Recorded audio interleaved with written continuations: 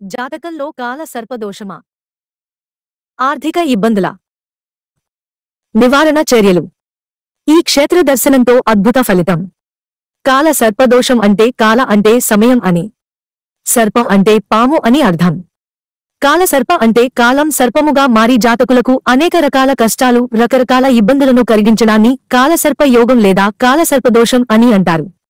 ఎవరి జాతకంలోనైనా కాలసర్ప దోషం ఉంటే అతనికి చాలా బాధ కలుగుతుంది. ఈ దోషం ఉన్నవారు డబ్బు కోసం చేసే ప్రయత్నాలు ఫలించవు. ఆర్థిక నష్టాలు ఎక్కువ. జాతకంలో ఈ దోషం ఉంటే జీవితంలో అనేక రకాల సమస్యలు మొదలవుతాయి. చేపట్టిన పని చెడిపోవడం ప్రారంభమవుతుంది. భారీ మొత్తంలో డబ్బు నష్టం కలుగుతుంది. మహారాష్ట్రలోని నాసిక్ జిల్లాలో ఉన్న త్రయంబకేశ్వర ఆలయంలో కాల సర్ప దోష నివారణకు అత్యంత ప్రసిద్ధ పుణ్యక్షేత్రం. హిందూ మత విశ్వాసం ప్రకారం 12 జ్యోతిర్లింగాలలో ఒకటైన త్రయంబకేశ్వర జ్యోతిర్లింగానికి చాలా ప్రాముఖ్యత ఉంది. ఎందుకంటే ఇక్కడ నాగపంచమి లేదా ఇతర ప్రత్యేక పండుగల సమయంలో కాల సర్ప దోషానికి ప్రత్యేక పూజలు చేస్తారు. ఈ చర్యల ద్వారా కాలసర్ప దోషం తొలగిపోతుంది. కాల సర్ప దోషాన్ని నివారించడానికి గణేశుడిని పూజించడం చాలా ప్రయోజనకరం. గణేశుడు కేతువు గ్రహం వలన కలిగే దుఃఖం నుంచి ఉపశమనం ఇస్తాడు.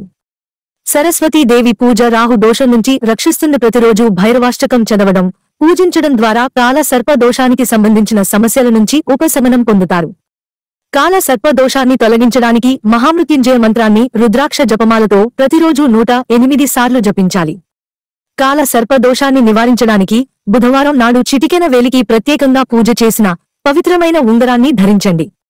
కాల సర్ప దోషాన్ని తొలగించడానికి ప్రతి బుధవారం ఒక నల్లని బట్ట తీసుకుని మినపపప్పు లేదా శనగలు, రాహు మంత్రాన్ని జపించి అవసరమైన వ్యక్తికి దానం చేయండి. కాలసర్ప దోష నివారణకు ఈ మహాదేవుని ఆలయంలో పూజ. మత విశ్వాసం ప్రకారం నాసిక్లోని త్రయంబకేశ్వర జ్యోతిర్లింగం కాల సర్ప దోష ఆరాధనకు చాలా ప్రసిద్ధి చెందింది.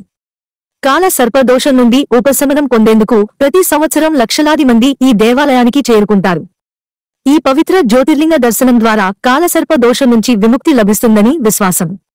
కాల సర్పదోషం తొలగిపోవడానికి పూజలు చేసేందుకు దేశ విదేశాల నుంచి ప్రజలు ఈ శివాలయానికి వస్తుంటారు. ఇక్కడ కాల సర్పదోషాన్ని పూజించడానికి కనీసం 3 గంటలు పడుతుంది. కాల సర్పదోషం దుష్ప్రభావాలను నివారించడానికి ఈ ఆలయం కూడా ప్రత్యేకమైనది. ఎందుకంటే ఇక్కడ శివుడు మహామృత్యుంజయ రూపంలో దర్శనం ఇస్తాడు.